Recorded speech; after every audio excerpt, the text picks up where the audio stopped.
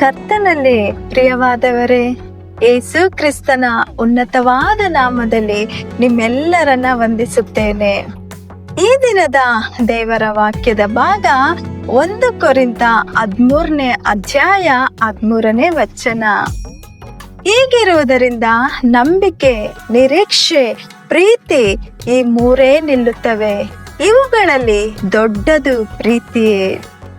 ಪ್ರಿಯರೇ, ಚರ್ಚಾ ಕೂಟಗಳಲ್ಲಿ ಒಂದು ವಿಷಯವನ್ನು ಅಥವಾ ಒಂದು ಟಾಪಿಕ್ ಅನ್ನು ಹಿಡಿದುಕೊಂಡು ಶಿಕ್ಷಣವು ಶ್ರೇಷ್ಠವೋ ಅಥವಾ ಸಂಪತ್ತೇ ಶ್ರೇಷ್ಠವೋ ಎಂಬ ಪ್ರಶ್ನೆಯೊಂದಿಗೆ ಪೈಪೋಟಿ ಆರಂಭವಾಗುತ್ತದೆ. ಕೊನೆಯಲ್ಲಿ ತೀರ್ಪುಗಾರರು ಎಲ್ಲರ ವಾದ ವಿವಾದಗಳನ್ನು ಆಲಿಸಿ ಒಂದು ತೀರ್ಮಾನಕ್ಕೆ ಬರುತ್ತಾರೆ.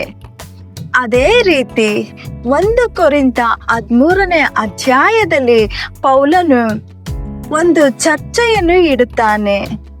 ನಂಬಿಕೆ ದೊಡ್ಡದು, ನಿರೀಕ್ಷೆ ದೊಡ್ಡದು, ಪ್ರೀತಿ ದೊಡ್ಡದು ಎಂಬುದೇ ಆ ಪ್ರಶ್ನೆ. ಅವನು ತಾನೇ ವಾದಿಸಿ ತಾನೇ ತೀರ್ಪುಗಾರನೂ ಆಗಿದ್ದು ಪ್ರೀತಿಯೇ ದೊಡ್ಡದು ಎಂದು ತೀರ್ಪು ನೀಡುತ್ತಾನೆ. ಹೌದು, ಪ್ರೀತಿ ಇಲ್ಲದ ವಿಶ್ವಾಸವು ತಣ್ಣಗಿರುತ್ತದೆ. ಪ್ರೀತಿ ಇಲ್ಲದ ನಂಬಿಕೆ ಯಾವ ಪ್ರಯೋಜನವೂ ಇಲ್ಲ. ಆದರೆ ಪ್ರೀತಿಯು ಬೆಳಕನ್ನ ಹೊತ್ತಿಸಿ ಮಮತೆಯನ್ನು ತುಂಬಿ ವಿಶ್ವಾಸವನ್ನು ಕಟ್ಟುವಂತದ್ದಾಗಿದೆ.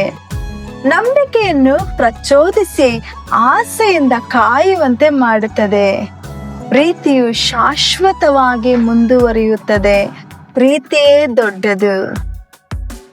ವಿಶ್ವಾಸದಿಂದ ಬೆಟ್ಟಗಳನ್ನು ಕದಲಿಸಬಹುದು. ಮನೆ, ಕಾರು, ಭೂಮಿ, ಬಂಗಲೆ ಎಲ್ಲವನ್ನು ಸಂಪಾದಿಸಿಕೊಳ್ಳಬಹುದು. ಆದರೆ ಪ್ರೀತಿ ಇಲ್ಲದಿದ್ದರೆ ಇವೆಲ್ಲವುಗಳು ಕೂಡ ನಿರ್ಜೀವ ಶರೀರದಂತೆ ಇರುತ್ತವೆ. ಪ್ರೀತಿಯು ನಂಬಿಕೆಗಿಂತ ದೊಡ್ಡದು.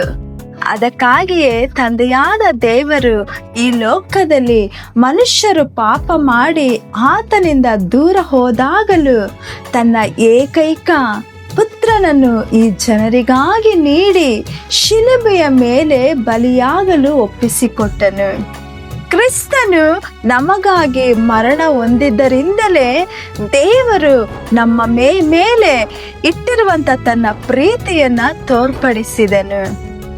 ಅಷ್ಟೇ ಅಲ್ಲದೆ ಪವಿತ್ರಾತ್ಮನ ಮೂಲಕ ಆ ಪ್ರೀತಿಯನ್ನು ನಮ್ಮ ಹೃದಯಗಳಲ್ಲಿ ಸುರಿಸಿದ್ದಾನೆ. ಆದುದರಿಂದ ನಾವು ಪ್ರತಿಯೊಬ್ಬರು ಪರಸ್ಪರ ಪ್ರೀತಿಯಿಂದ ಬಾಳುವವರಾಗಿರೋಣ. ಹಾಗಾಗುವಂತೆ ದೇವರು ತಾನೇ ನಿಮ್ಮೆಲ್ಲರಿಗೂ ಸಹಾಯವನ್ನ ಕೊಟ್ಟು ಆಶೀರ್ವದಿಸಿ ನಡೆಸಲಿ. ಆಮೇನ್. God bless you.